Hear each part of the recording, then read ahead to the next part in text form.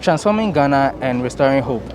That is the theme of the All People's Congress manifesto for this year's elections. Now, Dr. Hassan Ayariga has been acclaimed as the party's presidential candidate here at GhanaWeb election desk. We are going to talk to him to delve into his policies and how he intends to get them rolling and to convince the electors to vote for him. Dr. Ayariga, thank you for speaking with us.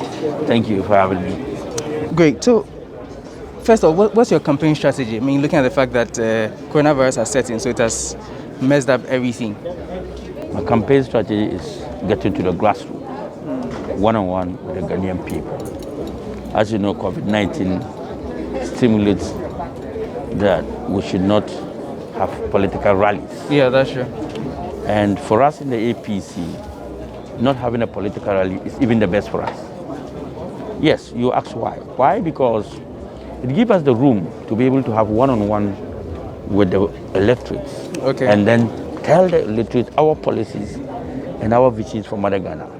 With that concept of voting, the electorates are able to scrutinize our policies and have access to the leader and flag-bearer of the party, and will be able to ask him questions that they cannot ask when it's a political rally.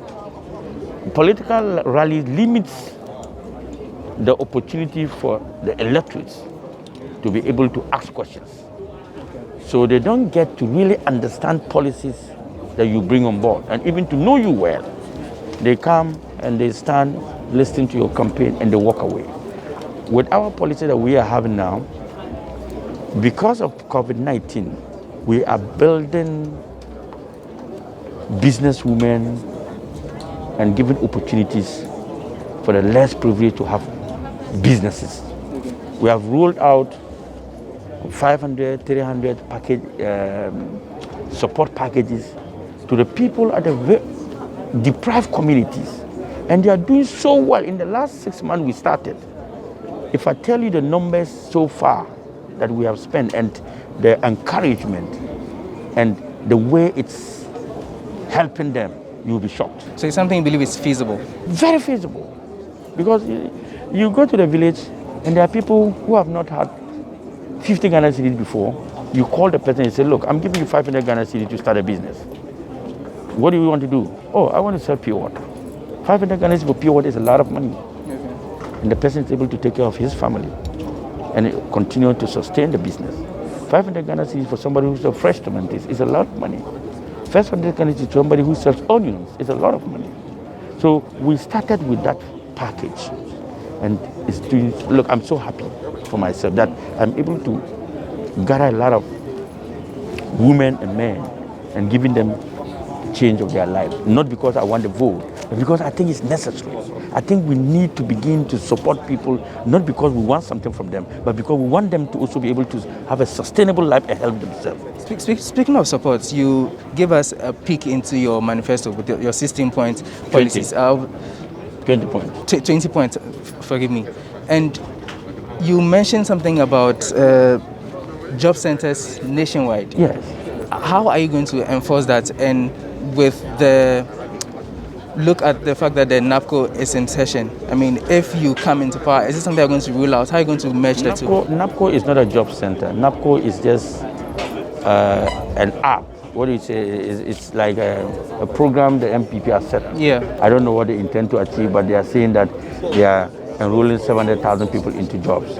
With a job center, what you don't realize, because you are not a political leader, you don't get calls from people asking for you to support them with jobs. As a leader, I get every minute a call, somebody having certificates, looking for a job, and does not even know where to go. At times, they even know where to go, and they need my call or my interventions to support them.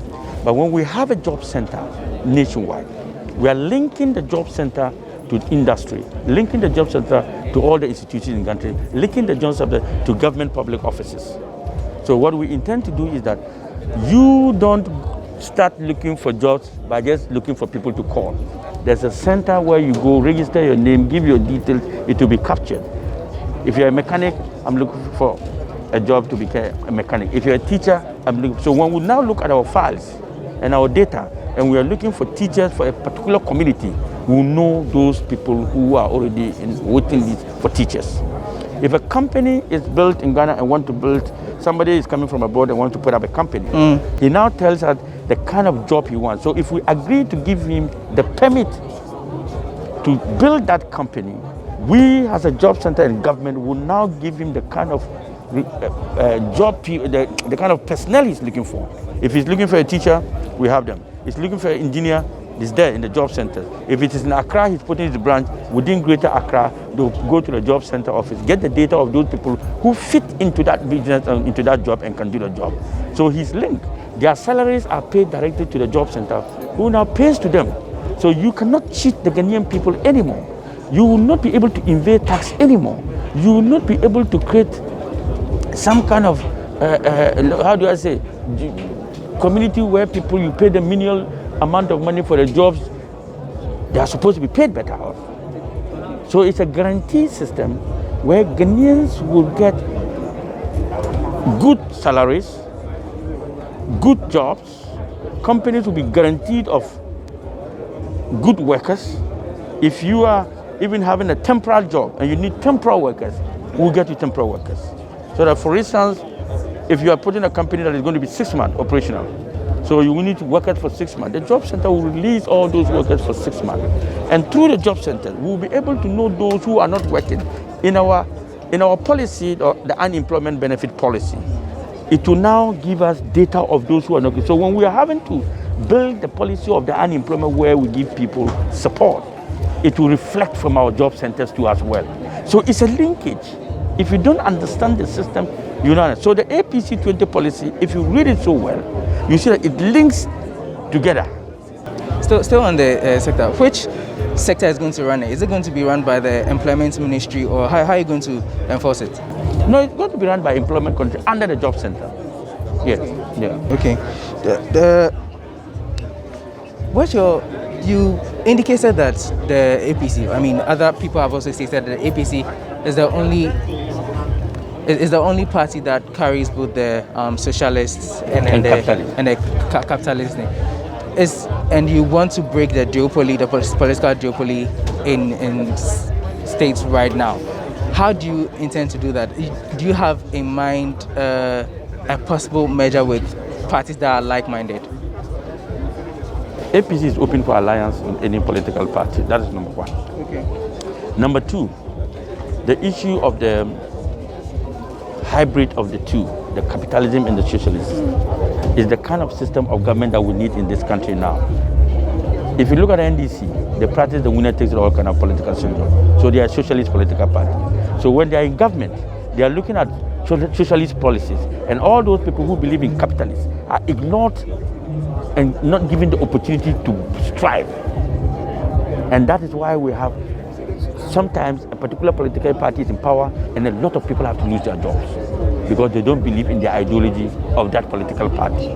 But now the APC has an ideology that believes in both capitalism and socialism. So when we are in power, we are building the two of you together. Okay. So you as a capitalist, you want to make your property-owning democracy. You believe in that. So we give you that opportunity. Build your properties, create your jobs, build your empire. We will tax you from that empire you are building, the job creation you are doing, and give benefits to the socialist sector and do socialist intervention to those who cannot afford to have jobs. So you work, you pay taxes, we give you the opportunity to build your empire. We impose taxes on your companies, we take that, and then we give benefit to those Ghanaians who cannot have jobs. Okay. For instance, our job center, all right, through link. And then when you are building your capitalist state, we will give you workers from our socialist front to work. So that dual monopoly or the dual system where pull me down, one political party is in power, the winner takes it all kind of political syndrome, and the rest of the people will be disgruntled. Okay, a system where we have certain section of the Ghanaian people working, and half of our system. You heard me talk about half of our population always not working and half working. We don't need that. When you do that, you break the front, and when you break your front, you lose the strength. You understand? So we don't want to break the front of Ghana. We don't want to lose that strength. We want a united front, and that is why our broom is very important. We want a united front where collectively we can use the energies and the brains of everybody to build a prosperous Ghana.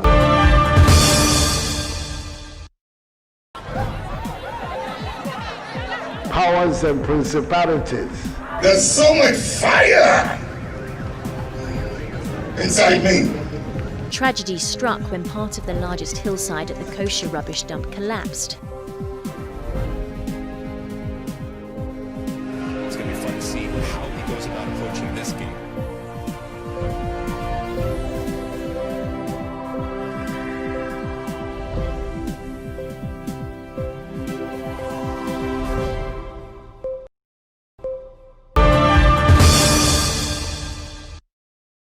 Under education, you stated that you are going to reintroduce the shift system and cancel the gold track system under the new administration. Yeah. Wouldn't you be contributing to the politicization of the education system? No. You see, the gold tracks and the green track system reduces the number of hours and days of students in school. It doesn't give them the number of months they need to be trained as proper students, because they have to go to school now every 6 weeks and come home and the other go to school. That is not what we need. What we need is a system of government where we say, look, all students living within any secondary school, within the 15 kilometers ratio, those students will now have to access any school. So the placement system will not be doing the kind of placement system they are doing. The placement system will now pick people, senior high school students, living in the jurisdiction of any secondary school around, and make those students day students. So what it means is that they start school, let's say, 7 o'clock in the morning and close 1:30. Now the boarders who are coming from far distance will now start school from 2 o'clock and close 8 in the evening, because they are now boarding students. So they live there. So when the day students are in school, they can get the time to sleep and rest. When they go, they now go for classes. So you now have a full scale of every student getting the required number of days and period of months to study. I hope you get it. And I hope it's a brilliant idea. How do you intend to fund the free Tertiary education. basic to tertiary, Free primary too. free primary to tertiary? How do you intend to fund that? Simple. Cutting down on corruption, number 1. Putting the institutions in place, number 2. Increasing on production, number 3. Widening our tax system and making sure every company pays tax, number 4. Cutting down on wastage of government resources, a whole lot. And we have enough resources.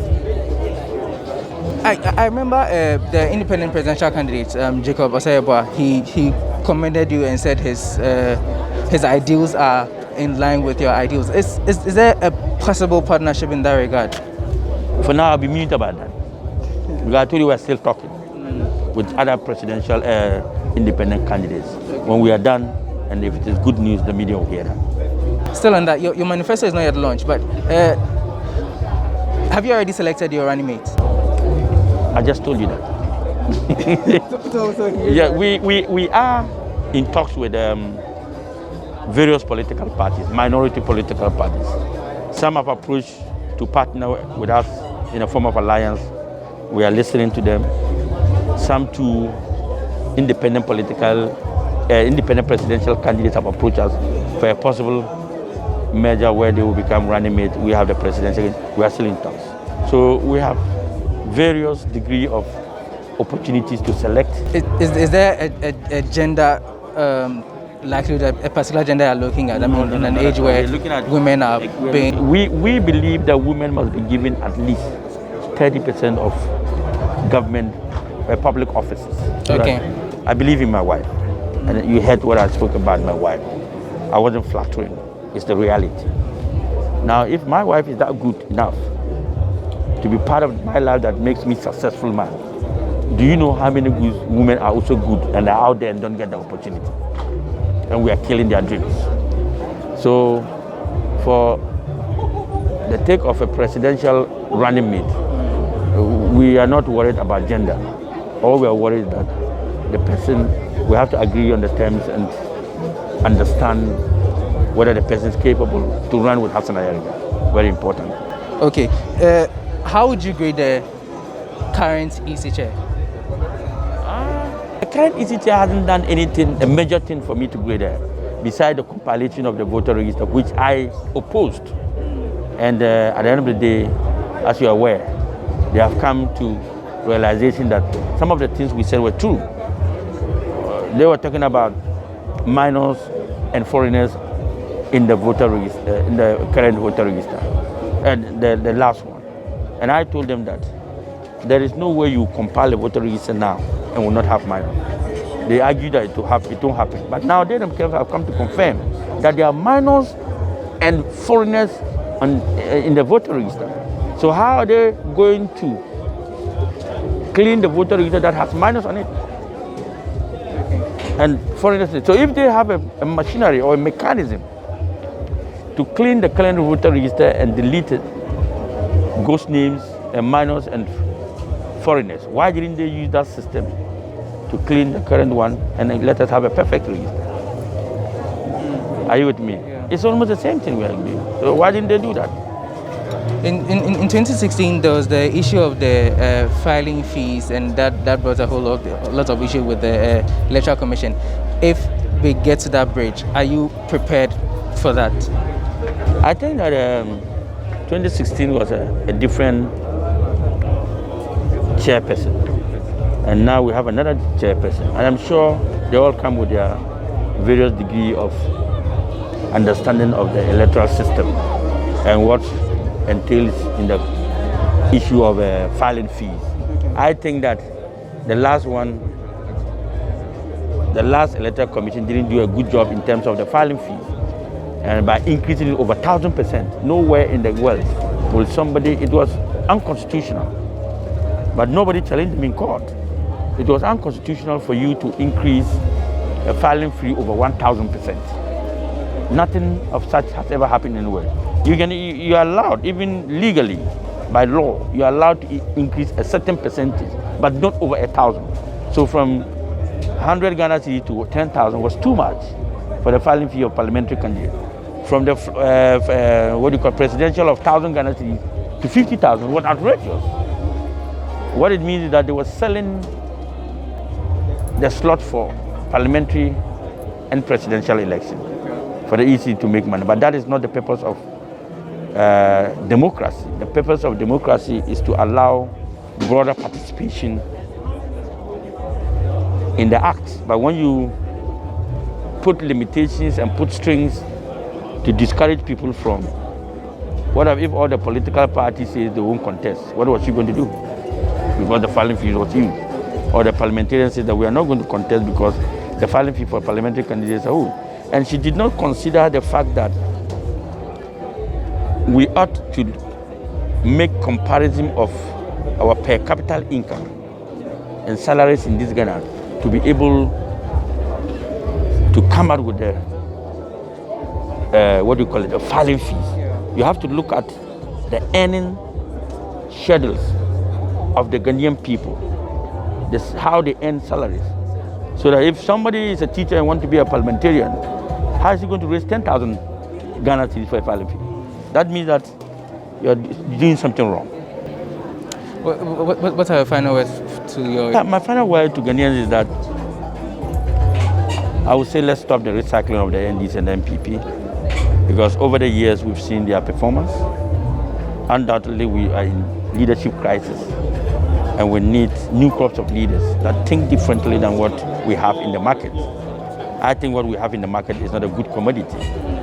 And I think that when we begin to stop recycling NDs and MPP and give other political parties the opportunity, if there are good people in the NDC, they will emerge. If there are good people in the MPP, they will emerge. But so far as they know, that is a football match where you play a game 8 years for this and you play home and abroad. They always play home and abroad. When it's time for home, you go home and play. When it's time abroad, you go home. That is what they've taken Ghana for. That's why they've taken Ghana for granted. And in my speech, you heard me say that Ghanaians are good, loving people. They easily forgive and move on. And that is what the NDC and the MPP has taken for granted. And we must show them the exit and tell them that it's enough of our forgiveness and we cannot move on with them anymore. We need a new leader. So Hassan Ayariga is presenting himself and the NPC for that leadership. Thank you for your time. Dr. Hassan Ayariga. But by the way, in the event where you are not elected as the president, which of the two parties, if they get the majority stakes, would you throw your weight behind? I don't believe in supporting somebody blindly. I believe in looking at the policies of that person, scrutinizing the manifesto of that person. Because now, as a political leader that believes in capitalism and socialism, I can support anybody. Are you with me? I can support anybody in terms of a certain one. But I don't believe there will be a certain one. Because I pray that the overwhelming Ghanaians will think otherwise and make that change that has never happened in Ghana. That they will say we are tired of the two parties and make a drastic change. That all of you will say, I am wasting my vote, but I'm wasting on Hassan Ayariga. And it will never become a wasted vote. It will become the vote that will make Hassan Ayariga win. It gets to a point that everybody says, look, I'm tired of NDC and MPP. Let me even waste my vote on Hassan Ayariga. And that wasted vote will make Hassan Ayariga the president. That is my prayer. And it's going to be possible. And I believe in it. Thank you, too. Thank you. Those were the last words of the presidential candidate of All People's Congress, Dr. Hassan Ayariga. It's up to the electors to decide who they will vote for in the December elections. He's saying that even if you want to waste your votes, waste it on him, and he's sure he will make a difference. My name is Lord Harris Idwasari, and this has been GhanaWeb's Election Desk Special.